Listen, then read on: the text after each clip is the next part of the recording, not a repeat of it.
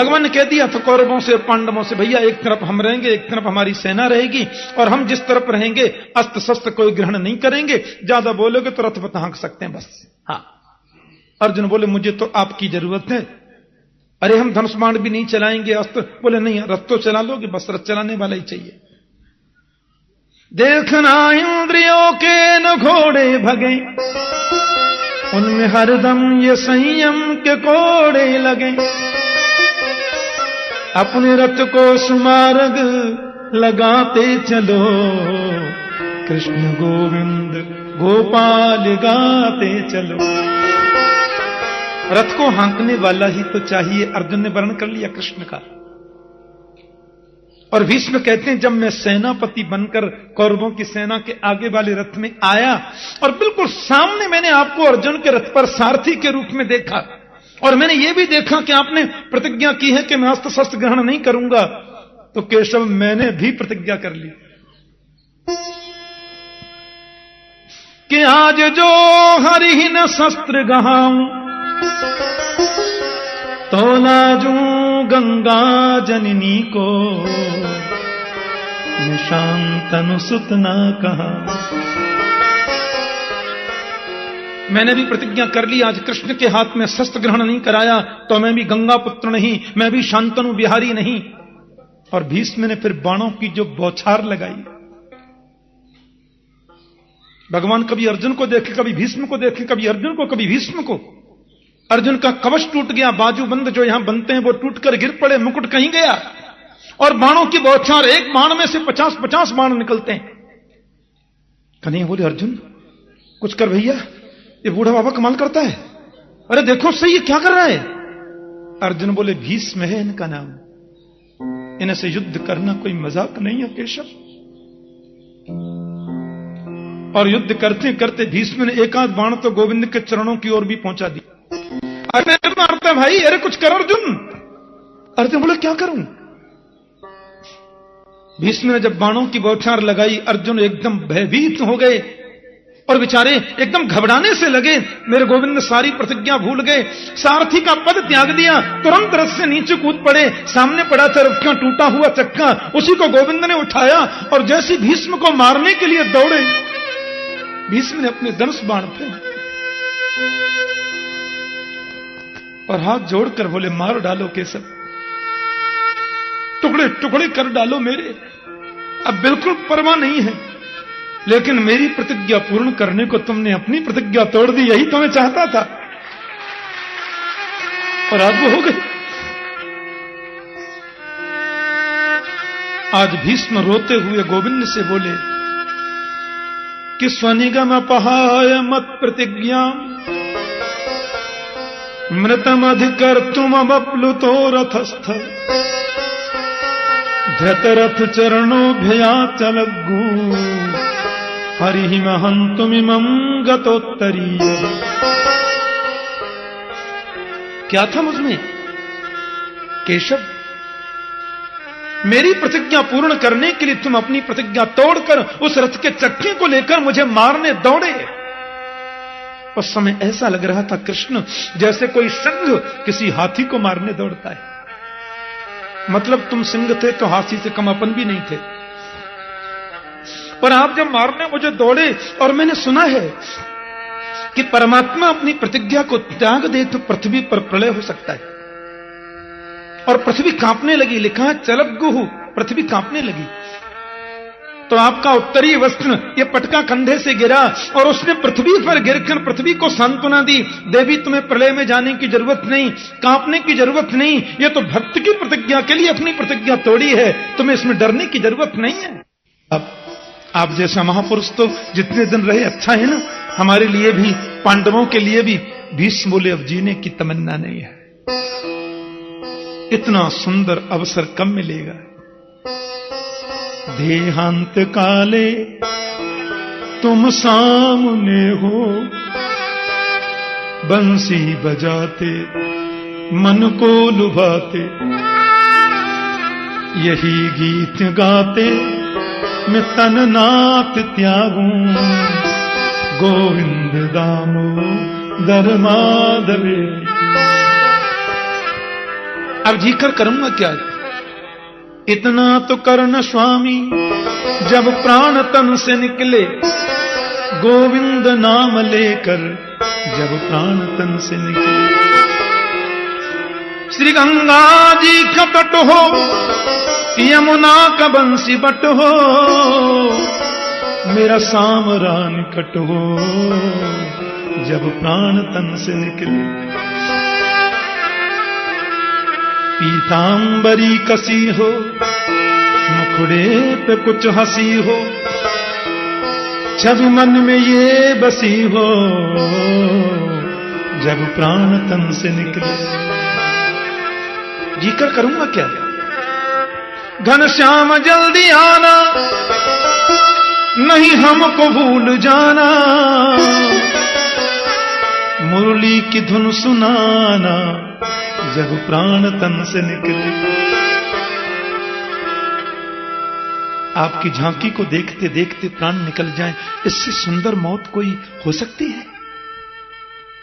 गोविंद को निहारते निहारते मानो नेत्रों के माध्यम से गोपाल की झांकी को अंतर हृदय में उतार लिया और 20 मिनट पांचभौतिक शरीर छोड़ दिया,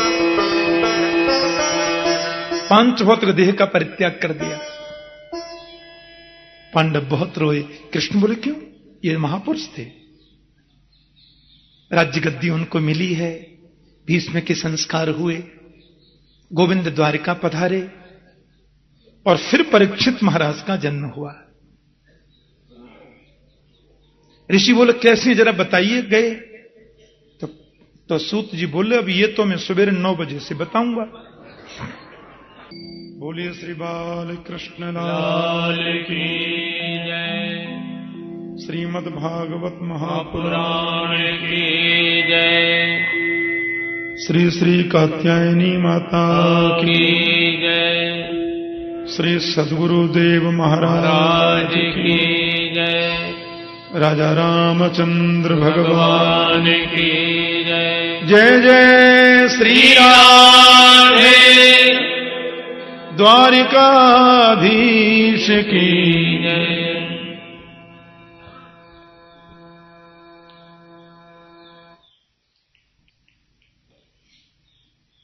परम मंगलमय परात्पर अखिलेश्वर अकारण करुणा वरुणालय भक्त वांछा कल्पतरु तड़िद्युति विनिंदक पीताम्बरधारी श्री बालकृष्ण लाल की वांग्मयी प्रतिमूर्ति श्रीमद् भागवत महापुराण।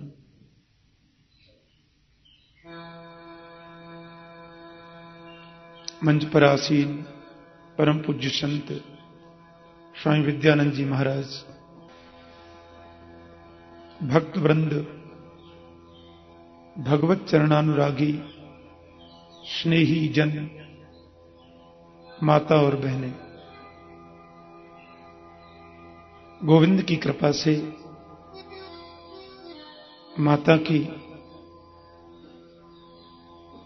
पवित्र आज्ञा से, पूज्य महाराज श्री की अध्यक्षता में, उनकी सन्निधि में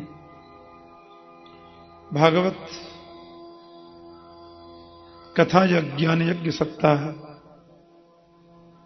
का आज द्वितीय दिवस प्रारंभ करते हैं। महात्म्य सहित तृतीय दिवस बड़ी श्रद्धा और बड़े प्रेम से हम लोग भागवत कथामृत का पान कर रहे हैं और आह्लादित होकर के महर्षि सूत जी महाराज शौनकादि ऋषियों को लक्ष्य करके सुना रहे हैं। ऐसा सुंदर और सुरम्य वातावरण है, हजारों संत बैठे हैं शौनकादि ऋषियों के रूप में। व्यासमंचासीन है आदरणीय सूत जी और महात्मा परीक्षित के जन्म के बारे में जो प्रश्न किया था उसका वे उत्तर दे रहे हैं। कहते हैं ऋषियों, महात्मा भीष्म ने गोविंद के चरणों की प्रीति को जागृत किया और उनको निहारते निहारते पांच भौतिक देह का परित्याग कर दिया। माता कुंती के चरणों में वंदन करके कह दिया प्रभु ने, भुआ अब हम जाने की अनुमति चाहते हैं। पांडवों ने कहा जाने का नाम लेते हो तो लगता प्राण निकल के जा रहे हैं क्या, लेकिन हमारी वजह से द्वारिका वासियों को दर्शन लाभ से बहुत समय तक वंचित रहना पड़े, ये तो हम नहीं चाहते। अतः श्री द्वारिकाधीश को द्वारिका विदा करने की तैयारियां, विदाई समारोह हो रहा है। पांडवों को राज्याभिषिक्त करके भीष्म को मोक्ष प्रदान कर गोविंद जा रहे हैं। कुरुकुल की नारियां कैसे प्रभु का सत्कार करते हुए उनको विदा कर रही हैं, और लेकिन गोविंद सबको देख रहे हैं। सुभद्रा द्रौपदी कुंती विराट तनया तथा गांधारी धृतराष्ट्रश्च युत्सुर्गौतमो यमौ।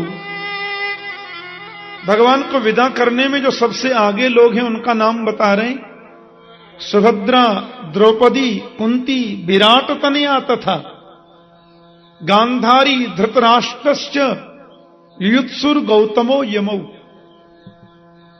सबने प्रभु को विदा किया। कुरुकुल की नारियां महल की अटारियों पर खड़ी हैं कि प्रासाद शिखरारूढ़ा कुरुनार्जो दिदीक्षया बब्रसु कुसुमयी कृष्ण प्रेम व्रीडास्मिते क्षण। महल की अटारियों पर खड़ी होकर के ऋषियों बब्रसु कुसुमयी कृष्ण गोविंद के ऊपर कुसुम वृष्टि करती हैं, सुमन वृष्टि कर रही हैं। प्रेम व्रीडास्मिते क्षण। उनको लग रहा है कि गोविंद हमें छोड़ करके जा रहे हैं। भगवान ने माता कुंती को प्रणाम किया, युधिष्ठिर जी को नमन किया, भीमसेन को भी प्रणाम किया, अर्जुन को गले लगाया और नकुल सहदेव को आशीर्वचन कहा। युधिष्ठिर बोले अर्जुन से साथ में जाओ गोपाल के, अभी गोपाल ही तो हैं ये, बीच में कोई संकट ना आ जावे, बड़े भीलों की नगरी भी पड़ती है। अर्जुन को आश्चर्य तो हुआ, लेकिन अब आदेश है तो छोड़ने तो जाना ही है। प्यार से बोलो जय श्री कृष्ण। मार्ग में जितने भी देश पड़ते हैं, लघु राज्य पड़ते हैं, उन सब जगह कृष्ण का सविधि स्वागत हो रहा है। और द्वारिका में जैसे गोविंद, अर्जुन तो उनको वन से पार लगाकर फिर वापस आ गए, और यहां द्वारिका में पता चला कि हमारे प्रभु हस्तिनापुर से लौट रहे हैं। बड़ी तैयारियां चल रही हैं द्वारिकाधीश के सत्कार की, स्वागत की। लेकिन भगवान जब द्वारिका में प्रवेश किए तो गुरुजनों को प्रणाम कर रहे हैं। भागवत में लिखा है प्रविष्टस्तु गृहम पित्रो परिष्वक्त स्वमातृभि बवंदे शिरसा सत्त देवकी प्रमुखा मुदा। कन्हैया ने द्वारिका में जब प्रवेश किया तो अपनी सातों माताओं को प्रणाम किया। बवंदे शिरसा सप्त, माता देवकी जन्म में प्रमुख हैं क्योंकि वो कृष्ण की मां है। ऐसे अपनी सातों माताओं के चरणों में गोविंद ने प्रणाम किया। सात मैया हैं कृष्ण की। हां,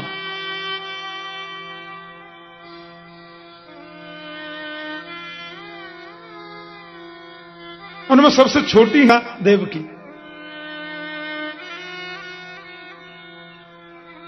रोहिणी दूसरे नंबर पर आती है।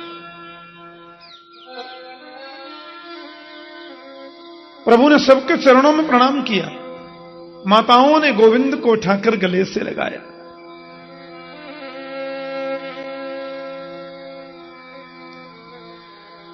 और यहां गोविंद पहुंचे हैं द्वारिका में। लो, हस्तिनापुर में उस बालक ने जन्म ले लिया। जिसको गोविंद ने गर्भ में जाकर के बचाया था ना, उस बच्चे का एक नाम विष्णुरात है। विष्णुरात का मतलब होता है विष्णुना रातः दत्तः विष्णुरात। भगवान के द्वारा जिसको दिया गया, प्रभु ने जिसकी रक्षा की, उसको विष्णुरात कहते हैं। अब तो माता कुंती की यहां तो बड़े नगाड़े बज रहे हैं, आज बड़ी खुशियां मनाई जा रही हैं, दुंदुभियां बज रही हैं, मिठाइयां बट रही हैं, बधाई गाई जा रही हैं, बधाई बजाई जा रही हैं, बधाई बांटी जा रही हैं। एक बधाई ऐसा शब्द है जो तीनों में प्रयोग आता है। बधाई बांटी गई, बधाई गाई गई और बधाई ली गई, बधाई बजाई गई। लेकिन इस बालक ने जन्म लिया सज्जनों, और जन्म लेती पालती लगाकर भीड़ में ऐसे बैठ गया। बताओ ऐसा कभी होता है? क्योंकि वहां भीड़ लगी थी, पांडवों के वंश को आगे चलाने वाला एक ही तो बालक है। पालती लगा के बैठ गया और भीड़ में ऐसे देखने लगा। माता कुंती आश्रम पड़ गई, ये कैसा बालक हमारे घर में हुआ है? बड़े बड़े धौम्यादि ऋषि बैठे थे, महात्मा वशिष्ठ जी और आदरणीय वेदव्यास जी भी थे। वेदव्यास जी महाराज के चरणों में प्रणाम करके कुंती ने पूछा, महाराज ये कैसा बालक, ये ऐसा क्या दिख रहा चारों तरफ? वेदव्यास के नेत्रों में आंसू आ गए, बोले महारानी ये बालक देख रहा है कि भीड़ तो इतनी लगी है, पर गर्भ में जाकर जिसने मुझे बचाया था वो टेढ़ी टांग वाला इसमें दिखता क्यों नहीं है? इस भीड़ में वो छुपा कहां है? इसलिए उसका नाम विप्रों ने परीक्षित रखा। बड़ा सुंदर नाम है। परीक्षित महाराज के मामा हैं विराटनगर वासी। विराटनगर की बेटी थी ना परीक्षित की माता उत्तरा, तो विराटनगर के यहां से तो छोचिक आया। हमारे ब्रज में छोचिक बोलते हैं उसे। हाँ, बधाइयां आ रही हैं, चाव आ रही हैं। गोविंद बोले मेरी बहन सुभद्रा के घर पोता हुआ है, चलो अपन भी कुर्ता टोपी दे हमें। बोलो जय श्री कृष्ण। ब्रज में जब बालक होता है ना तो कुर्ता टोपी लेके जाते हैं, लेके तो बहुत कुछ जाते हैं पर उसका नाम कुर्ता टोपी होता है। हाँ, छोचिक लेके आ रहे हैं। अब देख लो, अपने मामा के घर से भी आ रहा है छोचिक और पिताजी के मामा के घर से भी आ रहा है। अभिमन्यु के मामा गोविंद हैं तो वो भी लाए।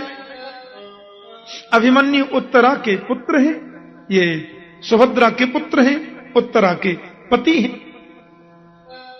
इसलिए उत्तरा के गांव से भी आया और उत्तरा की सासू जी के गांव से भी आया। सबका प्रिय है, सबका बड़ा ये कृपा भाजन है ये बालक। अब माता कुंती तो सबकी गोद में देती, आप भी आशीर्वाद दे दो महाराज, आप भी आशीर्वाद दे दो गुरुजी, आप भी आशीर्वाद दीजिए। अब बालक को सभी गोद में लें, लेकिन वो बच्चा हंसता नहीं है। जो भी उसको गोद में लेता है उसको ऐसे देखता है, फिर सोचता ये नहीं है। जो भी उसको गोद में ले उसी को ऐसे देखें, फिर बोले ये भी नहीं है। वो ये खोज रहा है कि वो कहां जो गदा लेकर गर्भ में पधारा था। अब तो माता कुंती ने देखा गोविंदा आ रहे हैं बधाई देने, और मैया ने सबसे पहले वो बालक जैसे ही कृष्ण की गोद में दिया, कन्हैया की गोद में जाते खिलखिल खिलखिल खिलखिल करके हंस गया। बोले यही तो है, इसी ने तो बचाया था। गोविंद ने उसके सिर पर हाथ घुमाया, परीक्षित नाम रखा। ब्राह्मणों ने कुंडली बनाई, उसके भविष्य के बारे में सारी बातें बता दी। अर्जुन के समान धनुर्धर होगा, कर्ण जैसा दानवीर होगा, युधिष्ठिर जैसा धर्मात्मा होगा, भीमसेन जैसा पराक्रमी होगा और करुणावान होगा। सारी उसमें पांचों पांडवों के लक्षण उसमें बताए। और अंत में किस गलती से इसको ऐसा होगा वो भी बता दिया। पर बोले आप लोग चिंता न करें, धर्म के माध्यम से सब अशुभ नष्ट हो जाते हैं, उसमें सोचने वाली बात नहीं है। आज भगवान द्वारिका जा रहे हैं, अर्जुन से बोले चलोगे द्वारिका? अर्जुन को कृष्ण का सानिध्य बहुत प्रिय लगता है, इसलिए अर्जुन तो द्वारिका चले गए मेरे गोविंद के साथ में। और यहां परीक्षित धीरे धीरे धीरे धीरे हस्तिनापुर में बड़े हो रहे हैं। ऋषियों ने पूछा था ना परीक्षित का जन्म कैसे हुआ, इसलिए सूत जी ने बताया। ऋषि पूछे क्यों जी, इस परीक्षित को 7 दिन में मरने का शाप क्यों लगा? ये बालक तो बड़ा तेजस्वी है, बड़ा भगवत और भागवत भक्त है। बोले हुआ ऐसा कि भगवान जब द्वारिका में गए, अर्जुन तो कृष्ण के बहुत प्रिय हैं। भगवान के इसलिए प्रिय नहीं है अर्जुन के बहुत बड़े पराक्रमी हैं ना, पराक्रम की दृष्टि में देखा जाए तो अर्जुन का 8वां नंबर आता है। बोलो जय श्री कृष्ण। महाभारत में अर्जुन से बड़े बड़े पराक्रमी कई थे, और संतजन कहते हैं कि महाभारत के 3 योद्धा सर्वश्रेष्ठ हैं। उसमें पहले अतिरथी वीर का नाम है द्वारकेश्वर श्री कृष्ण, जिनके धनुष का नाम है सारंग, सारंग धन्वा उनका नाम है। यह एक अलग बात है कि 18 दिन, केवल 18 दिन महाभारत युद्ध में कृष्ण ने अस्त्र शस्त्र ग्रहण नहीं किया था, पर कृष्ण जैसा धनुर्धर उस समय दूसरा कोई नहीं था। गुरुकुल में सबसे पहली विद्या तो कृष्ण ने धनुर्विद्या ही पढ़ी। भागवत में लिखा है सरहस्यम धनुर्वेदम धर्मान्याय पथांस तथा तथा चान्वीक्षिकीम विद्याम राजनीतिम च षड्विधाम। कृष्ण ने सबसे पहले धनुर्विद्या को पढ़ा गुरुकुल में। यह अद्भुत योद्धा है। महाभारत का दूसरा सबसे पराक्रमी अतिरथी वीर है जिसका नाम है भीष्म पितामह। महाभारत का तीसरा सर्वश्रेष्ठ वीर है महात्मा कर्ण। पराक्रमशीलता की दृष्टि में देखें तो अर्जुन तो बहुत पीछे है, लेकिन अर्जुन में जो सद्गुण है वो इन किसी में नहीं है, इसलिए अर्जुन सर्वश्रेष्ठ हो गए। सद्गुण क्या है? बोले अर्जुन की बराबर एकाग्रता किसी में नहीं है। अर्जुन जब एकाग्र हो जाते हैं तो पड़ोस में से कौन निकल गया यह भी उनको पता नहीं चलता। यह अर्जुन के जीवन का वैशिष्ट्य है। जब गुरुजी पढ़ा रहे थे ना, और कहा कि भाई इसमें चिड़िया की आंख में बाण मारना, आप लोग सब जानते हैं कथा। अब एक एक करके राजकुमारों को बुलाया, तुम्हें क्या दिख रहा है? बोले बहुत बड़ा पेड़ है, उसमें सैकड़ों डाली हैं, फिर उसमें बहुत पत्ते हैं, फिर एक डाली पर चिड़िया भी है, चिड़िया की शायद आंख भी है। बोले जाओ, नंबर सबका आया। जब अर्जुन का नंबर आया और पूछा कि तुम्हें क्या दिख रहा है? बोले मुझे तो एक आंख दिख रही है और मुझे कुछ नहीं दिख रहा है। इस एकाग्रता की वजह से अर्जुन सर्वश्रेष्ठ तो शिष्य हैं, सर्वश्रेष्ठ मित्र हैं, सर्वश्रेष्ठ धनुर्धर हैं और सर्वश्रेष्ठ भक्त हैं। बोलो जय श्री कृष्ण। इसलिए गीता में गोविंद महात्मा संजय बोलते हैं, यत्र योगेश्वर कृष्णो यत्र पार्थो धनुर्धर तत्र श्री विजयो भूतिर ध्रुवा नीतिर मतिर मम। गीता का अंतिम श्लोक है। जहां योगेश्वर श्री कृष्ण हैं और जहां धनुर्धर श्री अर्जुन हैं, वहां लक्ष्मी विजय सब कुछ एक साथ रहती है। अर्जुन बहुत बड़े भक्त हैं गोपाल के, इतने अद्भुत भक्त हैं। द्वारिका में गए, भगवान के इनसे कई संबंध हैं अर्जुन से। हाँ, अर्जुन भुआ के बेटा भी हैं, अर्जुन कृष्ण के मित्र भी हैं, अर्जुन कृष्ण के शिष्य भी हैं और खासम खास भी हैं। बोलो जय श्री कृष्ण। हाँ, इतने संबंध हैं अर्जुन से। इसलिए अर्जुन तो एकदम जाकर के पलंग पर शयन करके थक गए थे। इस बार अर्जुन रथ को चला के ले गए गोविंद को बिठा के, और ऐसी गहरी नींद आई। लेकिन अर्जुन जब सोते थे ना तो उनके रोम रोम से कृष्ण नाम निकलता था। इतने भक्त हैं। रुक्मणी जी ने आज बहुत सुंदर पदार्थ बनाए और गोविंद से प्रार्थना करके बोली, प्रभु स्वीकार करें। कन्हैया ने कहा, देखो घर में अतिथि जब आ जावे तो अतिथि के भोजन किए बगैर स्वयं भोजन नहीं करना चाहिए। अब अर्जुन आए हैं, अर्जुन सो रहे हैं, मैं उनके बिना भोजन करूं, ये तो असंभव है ना। रुक्मिणी बोली, आप प्रारंभ करिए, मैं बुला के लाती हूं। महारानी रुक्मणी जी थाली छोड़ करके अर्जुन को बुलाने गई तो क्या देखा कि सोते सोते अर्जुन के रोम रोम से कृष्ण नाम निकल रहा है। जय श्री कृष्ण, जय श्री कृष्ण, जय श्री कृष्ण, जय श्री कृष्ण नाम प्रस्फुटित हो रहा है। रुक्मणी जी भी आखिर गोविंद की पटरानी है। इस स्थिति को देखा तो अर्जुन को जगाना भूल गई और खड़े खड़े रुक्मणी ध्यानस्थ हो गई, झूमने लगी, धीमे धीमे ताली बजाने लगी। कीर्तन में ताली बजती है ना। अर्जुन गहरी नींद में कीर्तन कर रहे हैं। नारद जी आगे, मैंने कहा था ना कल कि नारद जी तो आ ही जाते हैं क्योंकि वो भगवान के मन है। अरे केशव क्या हुआ, आप शुरू करो ना, ये प्रसाद तो शीतल हो जाएगा, आप भोग लगाओ ना प्रभु।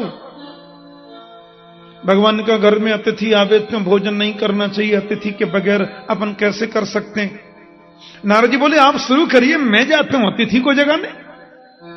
नारद जी वीणा लेकर के गए तो देखा गहरी नींद में अर्जुन के रोम रोम से कृष्ण नाम निकल रहा है। रुक्मणी जी खड़ी खड़ी धीमे ताली बजा रही हैं। नारद जी ने कहा जरा देखूं तो सही कौन से स्वर में कीर्तन हो रहा है। सो जगह ना भूल गए और वीणा बजाने लगे। सत्यभामा ने कहा आरंभ तो करिए भगवान, ये भोग कितनी देर का रखें, ठंडा हो जाएगा। कृष्ण बोले अतिथि के बिना अपन नहीं कर सकते। सत्यभामा बोली तो मैं जाती हूं बुलाने। अब सत्यभामा ने जाकर के देखा कि सोते सोते अर्जुन कीर्तन कर रहे हैं, रुक्मणी जी ताली बजा रही हैं, नारद जी वीणा बजा रहे हैं, सत्यभामा भी जगह ना भूल गई, इन्होंने नाचना शुरू कर दिया। बोलो जय श्री कृष्ण। हाँ, कीर्तन में ताली बजाने से हाथ की रेखा बदल जाती है। आप आज से देख लेना, ये पक्की बात की बोलता हूं। ज्योतिषी जी को अपना हाथ दिखाना और ज्योतिषी जी बोल दें कि भाग्य वाली रेखा गड़बड़ हो रही है, हाँ राहु वाली रेखा लंबी हो गई है, तो आप कथा में रोज आना और जब भी कीर्तन हुआ करे तो ताली बजा के कीर्तन में बजाना और गाना। 7 दिन अपने आप रेखा मत देखना, कहीं नापने लग जाओ इंची टेप से कि कितनी लंबी हुई। ऐसा कुछ नहीं करना है आपको, तो 7 दिन देखना ही नहीं है। हाँ, अब 8वें दिन आप देखना, कथा पूरी होने के बाद सीधे ज्योतिषी के पास जाके पूछना अब देखो। ज्योतिषी बोलेगा बाप रे ये भाग्य रेखा लंबी हो गई, राहु वाली खत्म हो गई। राहु वाली रेखा की लाइन चेंज हो गई। कीर्तन में ताली बजाने से हस्त रेखा बदल जाती है। और एक बात कहूं, जो कीर्तन में नाच लिया उसको फिर 84 लक्ष योनियों में नाचना नहीं पड़ता। Reservation confirm. हाँ, जो गोविंद के कीर्तन में नृत्य कर लिया वो 84 लक्ष योनियों में नहीं नाचता। पुनरपि जननम पुनरपि मरणम पुनरपि जननी जठरे शयनम खत्म। हाँ,